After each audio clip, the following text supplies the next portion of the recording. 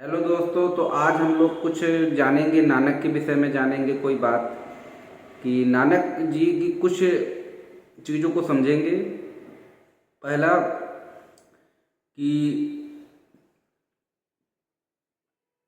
नानक एक बात लिखते हैं, वो लिखते हैं कि एक ओंकार सतनाम कर्ता पूरक।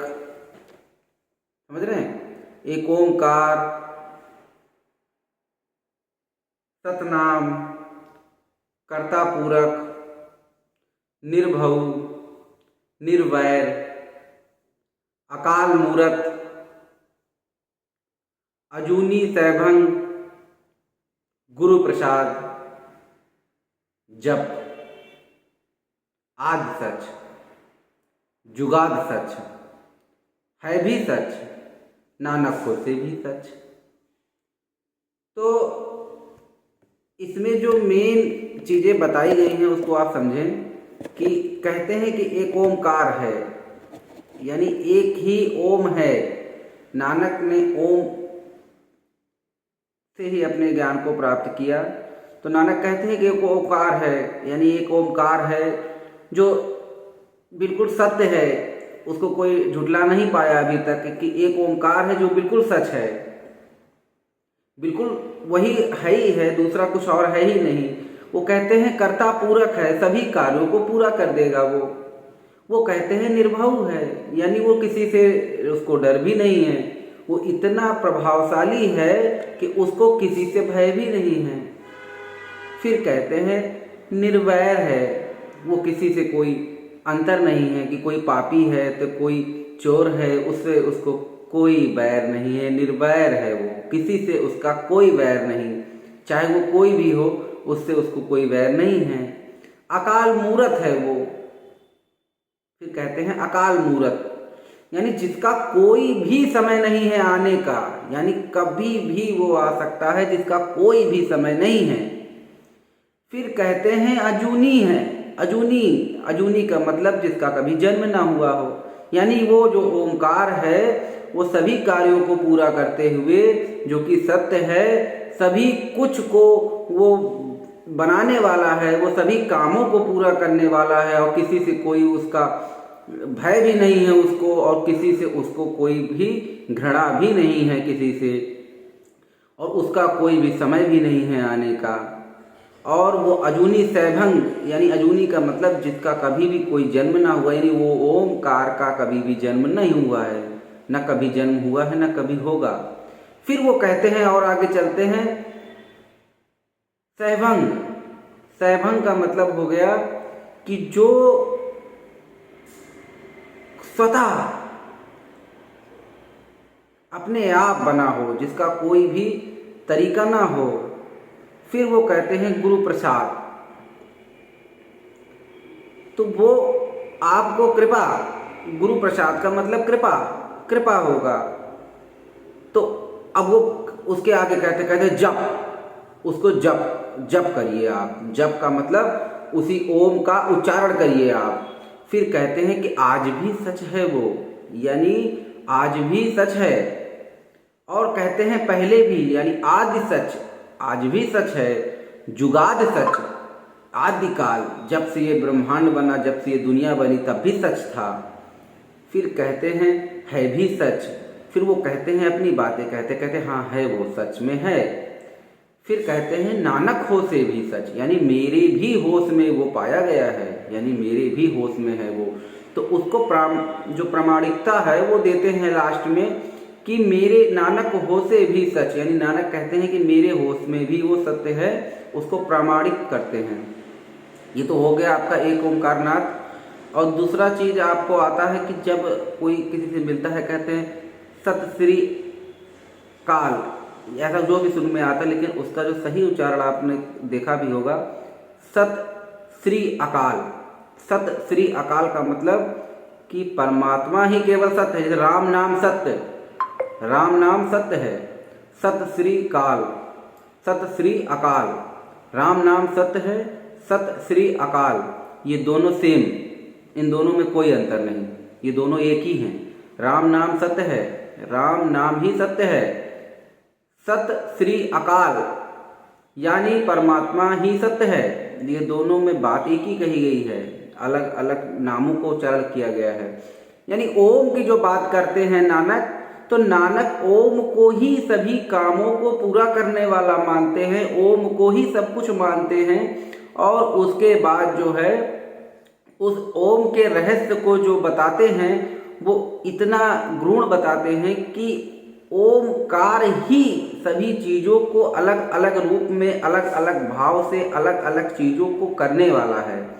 नानक ने ओम के उच्चारण से, ओम के कंपन से, जो कि ओम हमारे पास जो है पहले से मौजूद है, लेकिन उसके कंपन को जानने वाले महापुरुष नानक जी हैं, जिन्होंने उसके कंपन को जाना।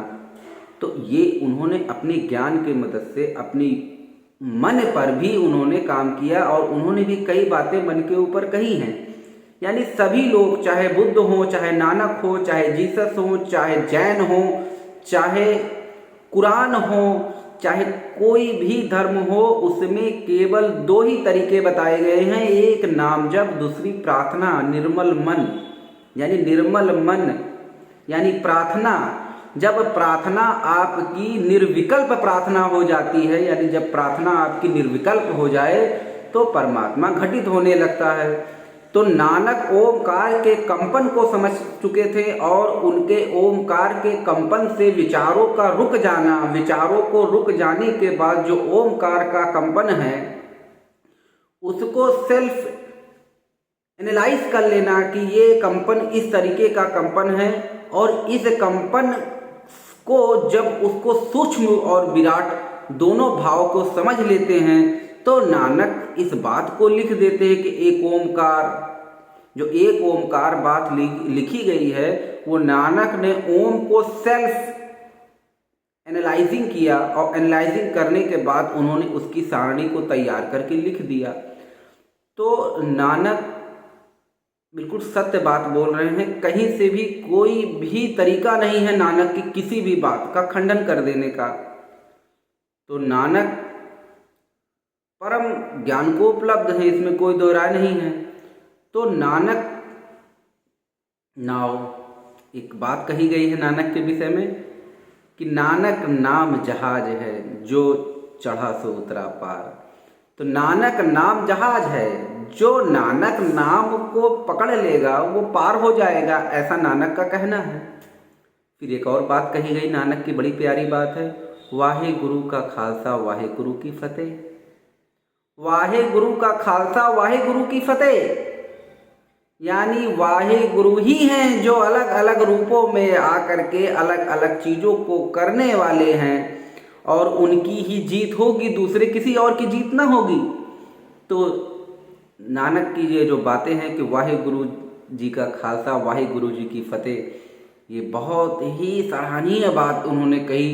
फिर दूसरा उन्होंने बात कही सत श्री अकाल। इसमें भी कोई बात ही ऐसी है कि सारी बातें इसी बात में हो गई, सत श्री अकाल,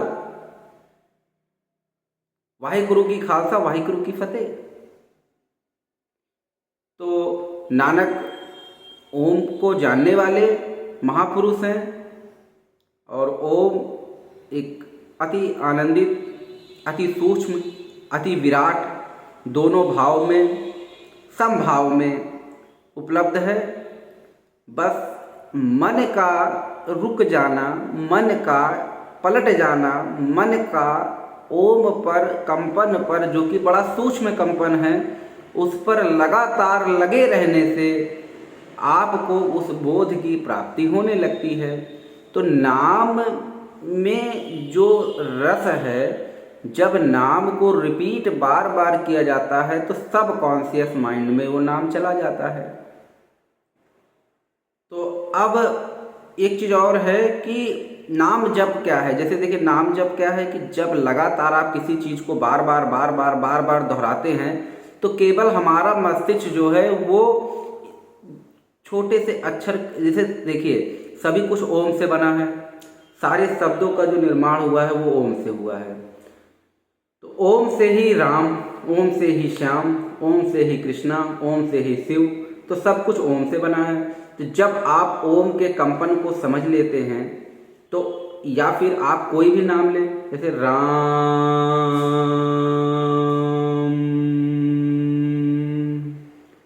कृष्णा,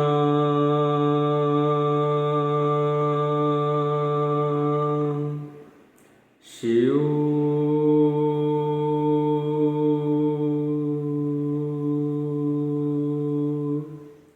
हर हर महादेव, हर हर महादेव, हरे राम, हरे राम हो प्रभु, हरे राम हो प्रभु। तो आप ये पाएंगे कि सभी चीज़ें, जितनी भी चीज़ें हैं, वो कंपन एक ही शो कर रही है। राम, ओम, राम, ओम। तो आप इसका